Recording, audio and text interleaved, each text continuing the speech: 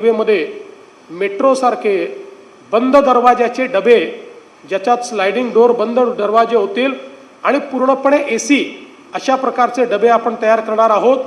आणि हे करताना केंद्रीय रेल्वे मंत्र्यांना मी विनंती केली होती आणि त्यांनी ती विनंती मान्य केली की सेकंड क्लासच्या तिकिटामध्ये 1 रुपयाचा देखील वाढ न करता आम्ही मुंबईकरांना त्या लोकलमध्ये अतिशय चांगला प्रवास हा पुढच्या काळात देणार आहोत। टप्प्याटप्प्यानं हे होईल, पण ऑर्डर तर आम्ही सगळ्या ट्रेन्स रेक चेंज करण्याच्या देऊ। टप्प्याटप्प्याने त्याची डिलिव्हरी सुरू होईल आणि त्या पद्धतीनं आपण ते काम करणार आहोत। ट्रान्सपोर्टेशनमध्ये एक अजून नवीन प्लॅन आपण जो तयार केलेला आहे, हा मुंबई वॉटर ट्रान्सपोर्टचा प्लॅन तयार केला आहे। मागच्या काळामध्ये मुंबईमध्ये आपण रोरो सुरू केली, आज ती अतिशय यशस्वी झालेली आहे। काही ठिकाणी आपण पॅसेंजर बोट्स सुरू केले आहेत। आत्ता एकूण मुंबई आणि MMRचं जे क्षेत्र आहे, या MMRच्या क्षेत्रामध्ये जवळपास 85 नॉटिकल माईल इतकी वॉटर ट्रान्सपोर्टची व्यवस्था उभी आहे। आता आपण जो या ठिकाणी प्लॅन केला आहे, त्याच्यामध्ये मुंबईसह MMR क्षेत्रामध्ये 200 नॉटिकल माईल एवढं वॉटर ट्रान्सपोर्टचं नेटवर्क आपण उभं करतो। 21 ठिकाणी आपण जेटीज तयार करतो, वॉटर टॅक्सीज आपण त्या ठिकाणी आणतो। या वॉटर टॅक्सीज ज्या आहेत, याही सस्टेनेबल असल्या पाहिजेत, त्या अल्टरनेट फ्युएलवर, इलेक्ट्रिक किंवा अल्टरनेट फ्युएलवर असल्या पाहिजेत किंवा मग हायब्रिड असल्या पाहिजेत। या दृष्टीने आपण करार केलेले आहेत आणि पुढच्या काळामध्ये हे इन्फ्रास्ट्रक्चरचं काम पूर्ण झाल्यानंतर आपण वॉटर टॅक्सी सुरू करू। म्हणजे नवी मुंबईचं एअरपोर्टपासनं तर गेटवे ऑफ इंडियापर्यंत आपल्याला वॉटर टॅक्सीने येता येईल, अशा प्रकारचं प्लॅनिंग देखील या ठिकाणी आपण केलेलं आहे। आणि हे सगळं करत असताना मागच्या वेळेस आम्ही सांगितलं होतं की ह्या सगळ्या ट्रान्सपोर्ट सिस्टीमचं आम्ही इंटिग्रेशन करू, तसं आपण आता वन मुंबई ॲप तयार केला आहे। आता एका तिकिटावर आपल्याला मेट्रो, मोनो, सबर्बन रेल्वे, बस याच्यात फिरता येतं। आता हे इंटिग्रेशन पूर्ण MMR रिजनला आपण लागू करणार आहोत आणि हे जे वॉटर ट्रान्सपोर्ट आहे तेही याचा भाग आहे। त्यामुळे वॉटर टॅक्सीमध्येही त्याच तिकिटावर आपल्याला बसता येईल, अशा पद्धतीनं आपण त्याचं प्लॅनिंग केलेलं आहे। आणि म्हणून मुंबईकरांचं जीवन हे ट्रान्सपोर्टेशनशी खूप निगडीत आहे। त्यांचा खूप वेळ हा ट्रान्सपोर्टेशनमध्ये जातो, त्यातनं आपण एक प्रकारे त्यांना मुक्ती देतो। आपल्याला माहिती आहे, त्यासोबत रोडचं जे एक्सपान्शन आपण करतो। मागच्या काळामध्ये आपण आता बांद्रा वर्सोव्याचं काम पूर्ण करत आणलं आहे। वर्सोव्यापासनं दहिसर, दहिसरपासनं विरार अशा प्रकारची लिंक आपण करतोय।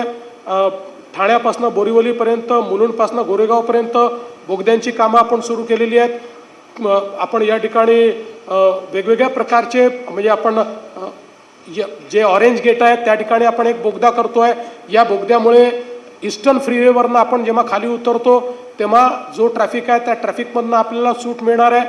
आपला ईस्टर्न फ्रीवे जो छेडानगरला संपलेला आहे, तो आता ठाण्यापर्यंत, पुढे ठाण्यापासून फाउंटनपर्यंत आपण त्या ठिकाणी नेणार आहोत, ज्यामुळे ईस्टर्न एक्सप्रेसवे हा पूर्णपणे त्या ठिकाणी डिकंजेस्ट होताना आपल्याला दिसणार आहे। यासोबत आपण आता कुर्ल्यापासनं घाटकोपरपर्यंत एक 4.5 किलोमीटरचा ब्रिज करतो, ज्याच्यामुळे घाटकोपरची कनेक्टिव्हिटी जी आहे ती थेट आपल्या BKC पर्यंत या ठिकाणी येणार आहे। त्यामुळे या सगळ्या ट्रान्सपोर्टेशनचे जे काही वेगवेगळे विषय आपण हातात घेतले आहेत, यामुळे western expressway, eastern expressway, east west connectivity हे सगळं डिकंजेस्ट आपण करणार आहोत। आपल्याला माहिती आहे की शिवडी ते वरळी पूल या वर्षीच आपण पूर्ण करणार आहोत। त्यामुळे कुठल्याही भागातल्या व्यक्तीला कुठल्याही भागात जायचं असेल, नवी मुंबई एअरपोर्टला जायचं असेल, तरी देखील एक सीमलेस अशा प्रकारची व्यवस्था रस्त्यांच्या माध्यमातून मिळणार आहे। आणि अर्थातच शिंदेसाहेब मुख्यमंत्री असताना जे आम्ही कॉन्क्रीट रोड करण्याचा निर्णय घेतला, त्याचा एक टप्पा संपत आला आहे, दुसरा टप्पा चालू आहे। हे रस्ते असे बनत आहेत की हे रस्ते बनल्यानंतर पुढचे 30-40 वर्ष त्या रस्त्यावर कधीच खड्डा पडणार नाही। खड्डेमुक्त मुंबईकडे जाण्याचं काम हे आपण या ठिकाणी सुरू केलेलं आहे। यासोबत महिलांकरता देखील अनेक योजना आपण याच्यामध्ये घेतलेल्या आहेत की ज्या योजनाच्या माध्यमातून आपल्याला कल्पना आहे की आत्ताच शिंदेसाहेबांनी सांगितलं, आपल्या बेस्टच्या बसमध्ये महिलांना अर्ध्या तिकिटामध्ये 50% कन्सेशनमध्ये प्रवास करता येईल अशा प्रकारचा निर्णय आपण घेतो आहोत।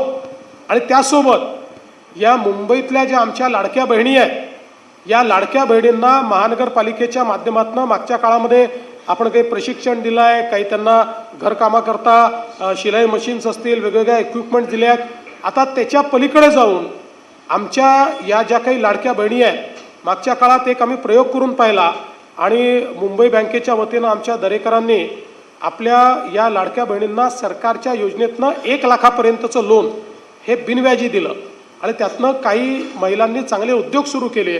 आता आम्ही असं ठरवलेलं आहे की महानगरपालिकेच्या माध्यमातून मुंबईच्या सगळ्या लाडक्या बहिणींना 5 लाखापर्यंत बिनव्याजी कर्ज आम्ही उपलब्ध करून देणार आहोत। त्यामुळे त्यांना आपला रोजगार उभा करता येईल आणि स्वयंरोजगारातून समृद्धीकडे किंवा लाडक्या बहिणीकडनं लखपती दिदीकडे अशा प्रकारचा जो त्यांचा प्रवास आहे